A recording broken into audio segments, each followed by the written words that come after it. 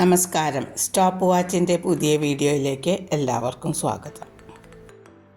ലോകത്തിലെ 7 മഹാത്ഭുതങ്ങൾ ഒരേ കോമ്പൗണ്ടിനകത്ത് കാണാൻ കഴിഞ്ഞാലോ തീർച്ചയായും അത് വളരെ രസകരമായിട്ടുള്ള ഒരു കാഴ്ചയായിരിക്കും.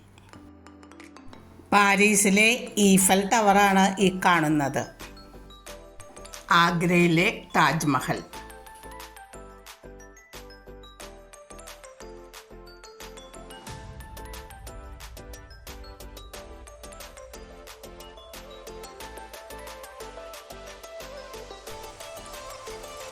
ക്രൈസ്റ്റ് ദ റെഡീമർ,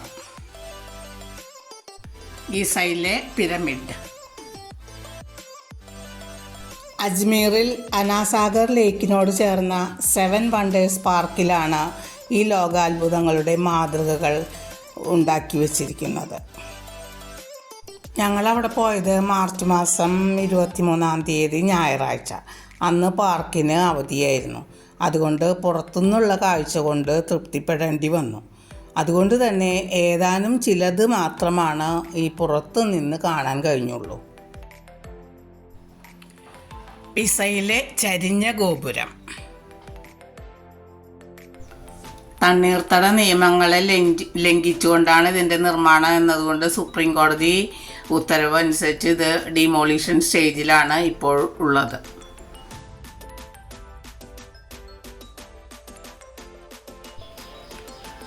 അത് മറ്റൊരിടത്ത് അവർ പുനർനിർമ്മിക്കും എന്ന് നമുക്ക് പ്രത്യാശിക്കാം.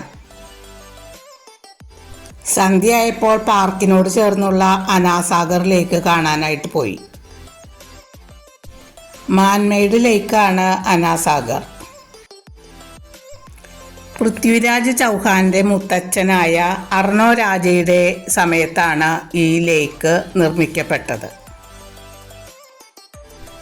13 കിലോമീറ്റർ വിസ്തൃതിയിൽ വ്യാപിച്ചു കിടക്കുന്ന വളരെ വലിയൊരു തടാകമാണ് അനാസാഗർ ലേക്ക്. രാത്രി സമയത്ത് ദീപാലങ്കാരങ്ങളെല്ലാമായിട്ട് വളരെ മനോഹരമായിട്ടുള്ള ഒരു കാഴ്ചയാണ് ലേക്ക്. അതിൻ്റെ പശ്ചാത്തലത്തിൽ ആരവല്ലി മലനിരകളുടെ വിദൂരമായ ഒരു ദൃശ്യം കാണുന്നുണ്ട്. ചുറ്റിനും ധാരാളം ഇരിപ്പിടങ്ങളെല്ലാം ഉണ്ടാക്കിയിട്ടുണ്ട്. വഴിയോര കച്ചവടങ്ങൾ താരതമ്യേന കുറവാണെന്ന് തോന്നി. എവിടെ ചെന്നാലും കാണുന്ന പോലെ തണ്ണിമത്തനും ആപ്പിളും അങ്ങനെയുള്ള ഫ്രൂട്ട്സ് തന്നെ. ലേക്കിന് ചുറ്റും ആളുകൾക്ക് ഇരിക്കാനായിട്ട് ഇരിപ്പിടങ്ങളൊക്കെ ഉണ്ടാക്കിയിട്ടുണ്ടെങ്കിലും അധികം തിരക്കൊന്നും കണ്ടില്ല. പ്രത്യേകിച്ചും അന്നൊരു ഞായറാഴ്ചയായിരുന്നു. എന്നിട്ടും അതിനനുസരിച്ചിട്ടുള്ള ഒരു ജനത്തിരക്കൊന്നും കണ്ടില്ല. അജ്മീർ എന്ന് കേട്ടാൽ ആദ്യം മനസ്സിലേക്ക് ഓടി വരിക മൊയ്നുദ്ദീൻ ചിസ്തിയുടെ ദർഗയാണ്. അവിടേക്ക് പിന്നത്തെ ദിവസമാണ് ഞങ്ങൾ പോയത്. അടുത്ത വീഡിയോ അതേക്കുറിച്ചാണ്. എന്താണ് ഈ വീഡിയോയെക്കുറിച്ച് നിങ്ങളുടെ അഭിപ്രായം? ചാനൽ ഇതുവരെ സബ്സ്ക്രൈബ് ചെയ്യാത്തവരുണ്ടെങ്കിൽ ഒന്ന് ചെയ്യണേ. അടുത്ത വീഡിയോ വരെ ഗുഡ് ബൈ. ശ്രീലത.